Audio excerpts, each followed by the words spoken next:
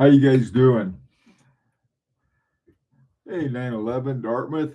Whoops, where'd it go? Hang on a second. There we are. Oh boy, winter time is coming. Dartmouth,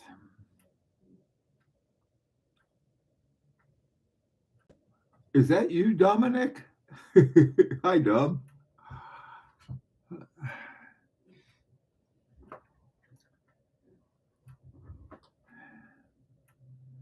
Hey, neighbor. RM girl, how you doing? Hi, boys. That's us. Oh boy, um, it's hi, Abdul.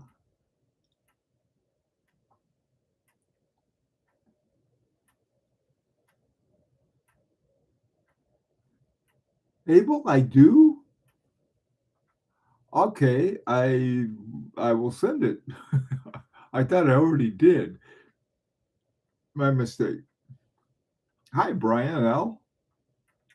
Damon, Stan, Tim, Michael. How you guys doing?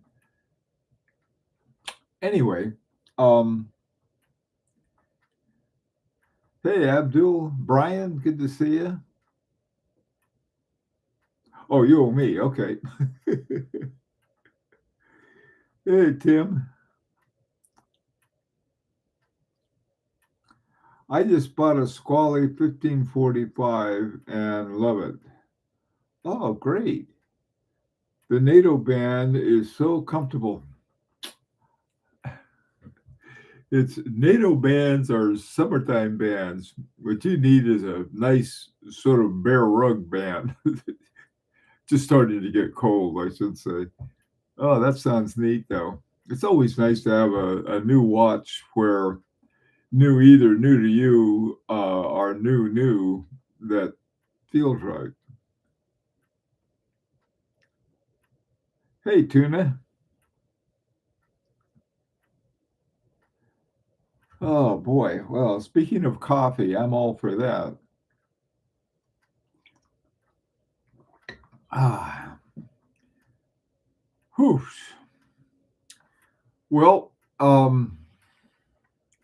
as usual, I'm always looking for sources of really good watches that haven't been found yet, and then try to get them before the prices go up and the supply goes down.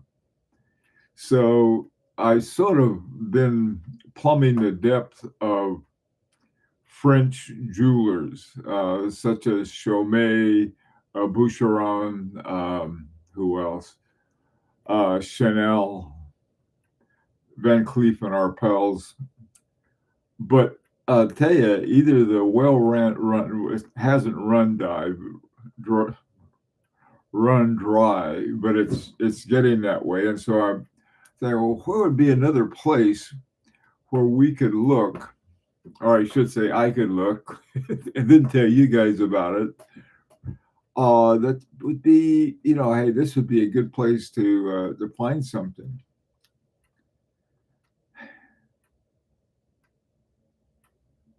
Lavarza, okay. I'm not sure about Lavar. Oh, Lavarza is a coffee.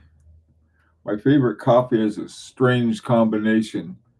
Um, this is my strange combination that I have. I mix three different coffees together. What was the other one? There's another coffee from South America that I like too.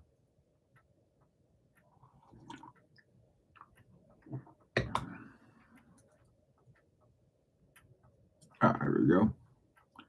I got myself a jump hour watch from Mercure. What are you doing? You're making a jump hour watch. What are you getting another one for? Okay. Called Pierre Paulin TV with a Siegel ST14 automatic. Abdul, that's sort of like, hey, this is definitely would be a place to start looking. I think for a long time now, China has been a good source of watches. And this is the interesting thing until our current tariffs were put up, China was an awfully good place. Same with Japan for pre-owned Swiss watches. So that would be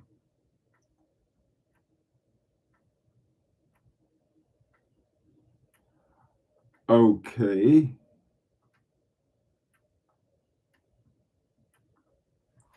What do you guys? What's going on, Michael? All right, let's see what's happening. Um, oh, there we go. Oh, good. Okay.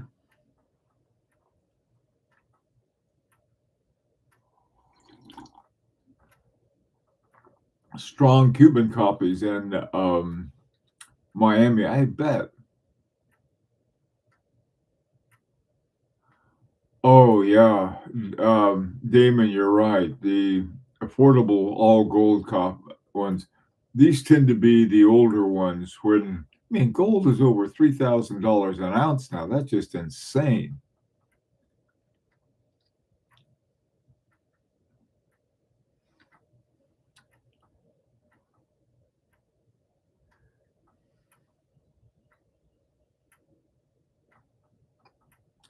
Aha, Brian L. I just ordered a Hamilton khaki field mechanical from Joma Shop. You know, I tell you, the Hamilton field watches I really like. I mean, they're true blue watches still.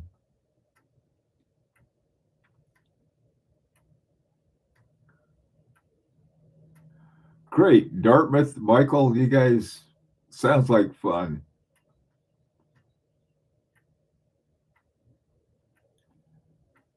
Does Hong Kong get 100% tariff also since part of China? Probably, whatever I know, it just is this I don't want to say it. I don't want to get I'm not political, but I am personal. And something hits me personally, I don't like it. I guess German and other EU made watches will gain more traction in the US after the new tariff on China and Switzerland. Is there a new China tariff? Good God, this no so unnecessary. Hi, Nicholas. 4,000 now. Oh my God, for that's unreal. 4,000 bucks an ounce for gold. Jeez, gold. Oh wow, Brian, that's unreal. You know, when gold is going that high, something's wrong. Some other aspect of the economy. I got a pretty good idea where it is too. You're Well, it's not a Buchanan, it's a Boucheron. Was it an import? Do you have to fill out a watch import form? Oh man, Damon. I mean, Dominic. Let me tell you. This is okay. I'll tell you my story. Here's the one I just got. This is a Boucheron round, and the big question I had was whether or not it was what kind of movement it had in it. Now, Boucheron is one of the five top French jewelers, and it's the the watches they have. It's sort of interesting, really. They have a what's called a Girard-Perregaux 4000 movement in them, like quote real watch companies. They screw around too much on certain things. They had this one watch. It's a great looking watch. I mean, for a sort of a certain type of formality that I like, but not too formal. And they had these. They had them in both ETA and uh, Girard-Perregaux 4000s on this one model. That was sort of their entry level model. I forgot what the name of it was. And then one step up, they had them in. They were supposedly all of them were uh, Girard-Perregaux, okay, instead of the less expensive ETA movement. What they had done with the first one, if you got the gold watch, they were you got the Girard-Perregaux. If you got the steel one, they had a ETA. And so when I got this one, steel, and the price on it was just very good. I'll put it that way. I mean, it was what you'd usually pay for, something like a Tissot or one of the really inexpensive watches. So this guy comes along, and it's hang on a second, and uh, I didn't know what it was, and so I had to open it up and to find out. They came out with at least two models, and they have another model that's quartz, another one too that they don't the what's called the Rhone. It was either quartz or Girard-Perregaux. I guess part of the fun is trying to figure out what's in it. I mean, it's sort of ridiculous that we have to do that, but that's the nature of the beast. It's like, oh, I wonder what's in this watch. Crazy. Oh man. Where are you guys going to be, Dartmouth? When are you going? Listen, um, this time next week we'll be in New York for the Watch Time show, and we got to figure out where we're going to meet for the Watch Time show. There's a usually I go on Friday nights. My wife can go on Friday nights, and then we the next day when the show opens. If you go to the Friday night one, you get tickets. Your tickets good for the whole weekend, so we could go every day for the whole weekend. However, my wife has plans with our kids there, so I don't know. We'll have to see, but definitely Friday night.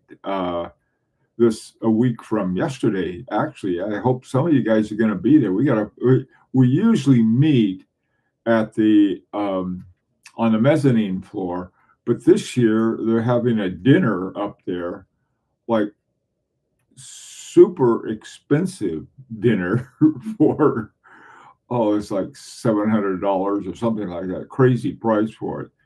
That doesn't begin until after the show. The dinner begins at 8:30, and it's on the mezzanine. I don't know why they decided to put it there. But what I'm wondering, before they'd have a few watchmakers up on there, and we talked to them. It was really a lot of fun, really. So I don't know whether that's going to be available or not, but if any of you guys are going to be there, it's going to be. Oh, you're in Orlando. Oh, that's way too far south. I live in southern New England. We have sort of that southern accent.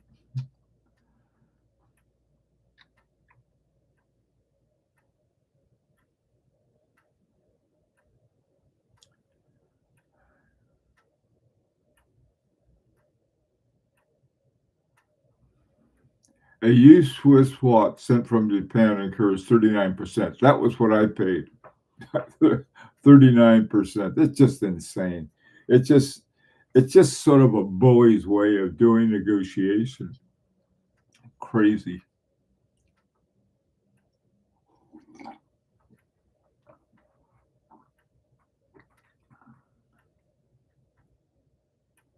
Yeah, Michael, by the way, too, there's um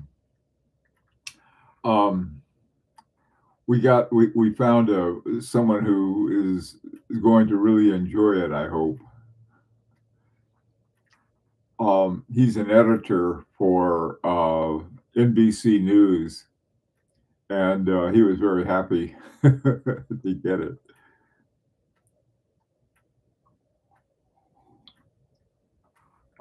I'm going to a microbrand event at the end of November in Prague. We'll visit a cousin that lives there. Oh, that's great. Hey, Canada, how you doing? So Canada, hey, Canada used to be the one with the high VAT that if you lived in Canada, poor guys in Canada have it. Now it's us. So I don't know. Well, anyway, um, I don't know. I think first of all, one of the things this is what is sort of crazy.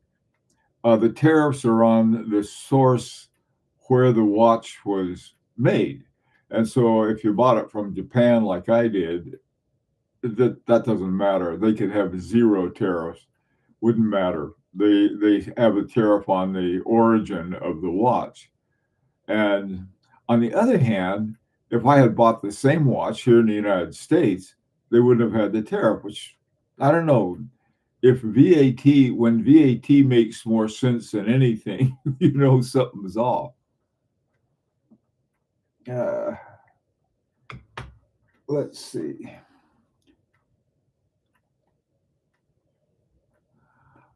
I'm knocking this thing.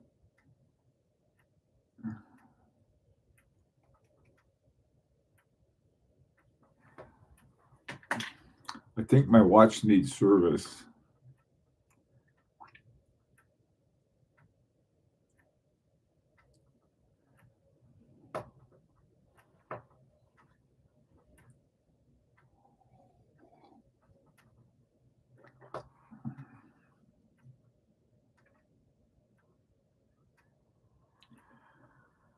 Okay, guys, let's see if we can find what might be another source that people don't look at. How about Eastern Europe? I got an email or a comment from a company called Prim. I think it's a Czech company.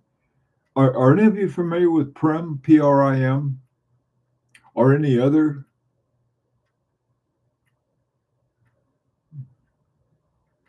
Eastern Europe has great companies. Abdul, do you know about Prim?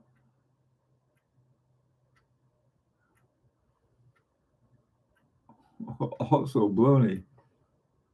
There are some old ones that are available for next to nothing from the old Soviet uh, watchmakers.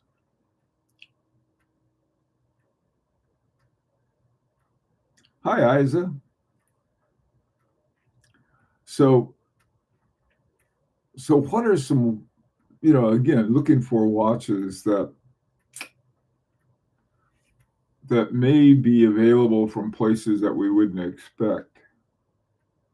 Now, this may sound strange, especially in the middle of a war, but Ukraine may be a good source.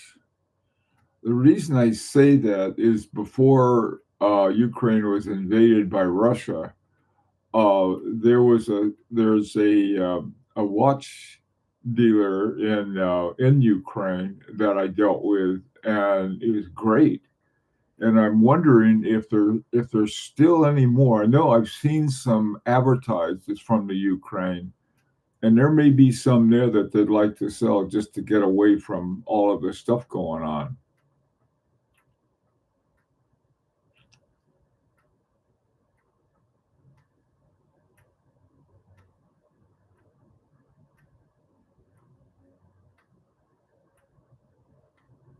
Wow.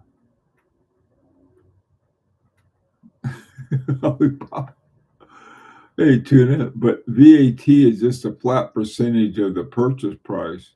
Country of origin is not taken into account. I know, tuna. There's a certain amount of great equality to that. This other stuff is just I don't want to, like I said, I don't want to talk about it. I just get so bummed out.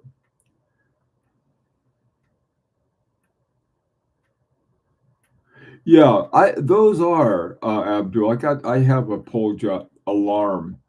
Um, there are a lot of those floating around different places that are it's sort of they they feel cheap from the top to the bottom. I don't say that in a malicious way. Simply that's what they are.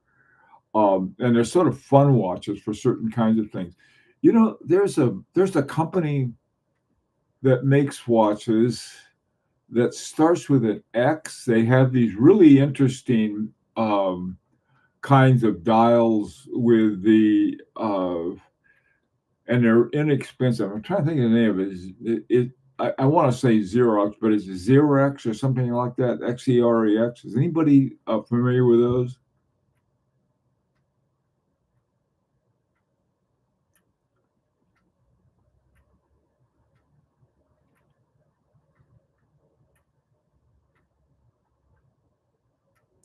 Lucky Harvey. Lucky Harvey, isn't Lucky Harvey? That's one of the on the sort of the challenge level at the GPHC. I just finished voting the final votes. So I got all my votes in. I don't know whether who's going to win. By the way, see, was October? My God, it's already October. Next month, forgot the date. I think it's around the 13th. They'll have the GPHG awards awarded, and then and then we have two more awards for the Grand Prix pick. So a couple more watches on those things.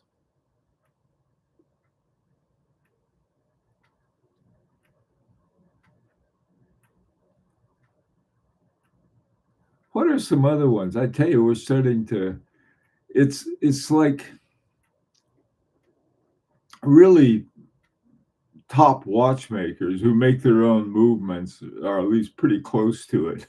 I'll say is in the U.S. is Roland Murphy, and that's going to be interesting if this has any impact on him. There's no way in the world that Murphy could, even if he wanted to make enough watches to supply here in the U.S. people who want the kind of watches that you can get in Switzerland and even Japan, China, Germany, France. They all have high quality watchmaking facilities. Even their jewelers do, and so it's sort of an interesting kind of thing.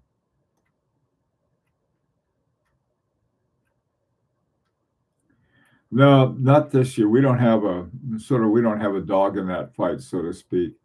What I may have to do is, Michael, is to go over there to get the rest to return the our watches. I've been trying to get a something with the local uh, regional, I should say, customs people here, and I haven't been able to do it yet. Of course, with the government tied up in a knot right now, it's just unbelievable the situation we went from recovering from. The last administration was very much a recovery from the pandemic, and the economy was like people were just getting back again, and so prices went up, and so we were just starting to level off when we got what we got.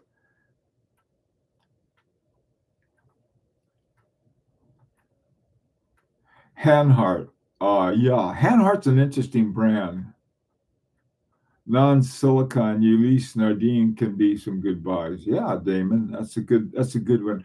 We were talking about that the other day. A friend of mine and I, we were trying to recall. Ulysse Nardine still has my favorite sports watch, the Regatta. God, I love that watch. And the reason I like it so much was that they had this incredible video that they did advertising what's required for a countdown. And from that, another watch I really, really, really like a lot, but probably would never wear if I bought it, is the Yachtmaster 2. Because the Yachtmaster has this great horology with a countdown. Maybe I would wear it, I don't know. It was like a lot of Rolex people don't like it, and they like the original, the one they still make, Rolex still makes, and that's the Yachtmaster.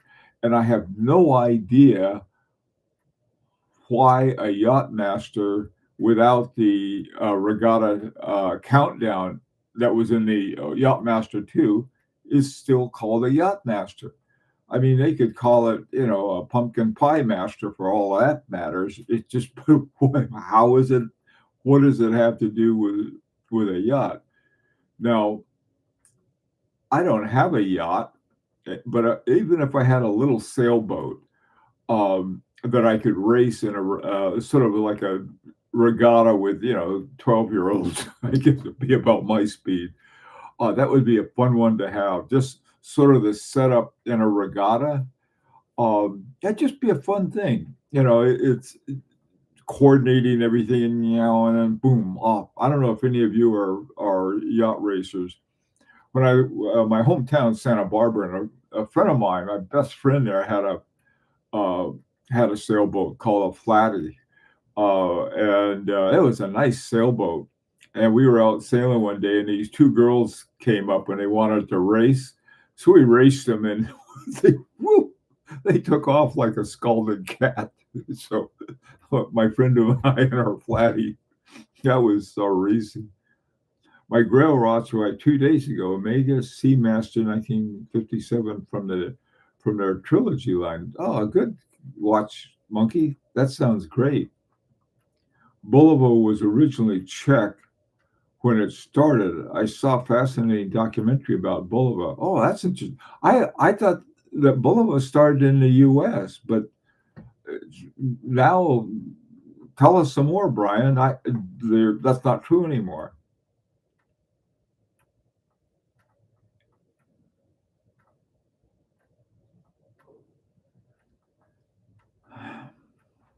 Everything's screwed up. It's really messing up international trade. I think that most countries are going to do what I would do if I were another country. I'd just make a deals with other countries. We're not the only one around. It's just sort of crazy. I read somewhere that the point that the tariff on the Swiss would have a 0.06, I think that's the number, effect on their economy. Well, maybe you could make up that 0.06 with deals with other places. Okay. Like make a deal with India. They got 1 billion people, or some other places that they have that.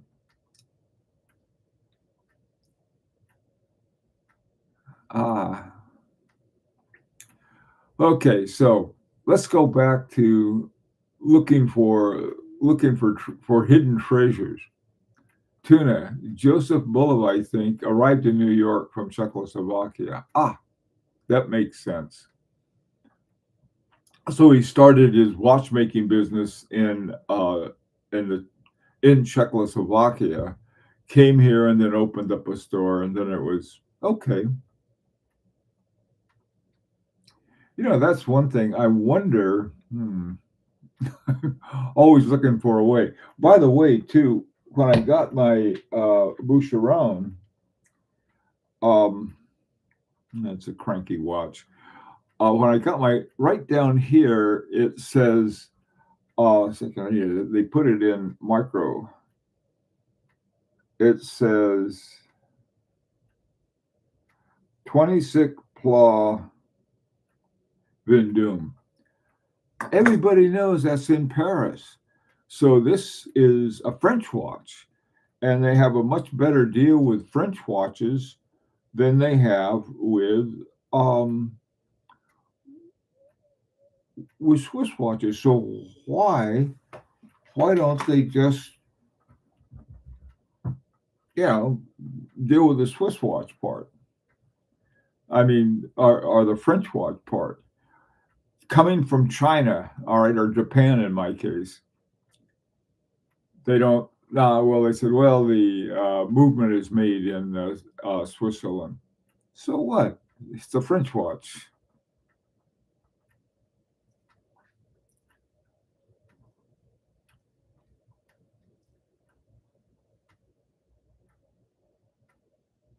Oh, that's good.